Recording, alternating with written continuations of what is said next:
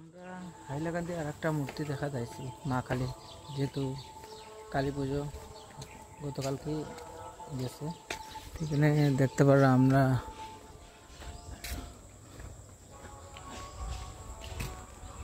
এটা হলো শ্রী শ্রী মায়ের পুজো পরিচালনায় রামনারায়ণ ট্র্যাঙ্ক সার্বজনীন কালী পূজা কমিটি।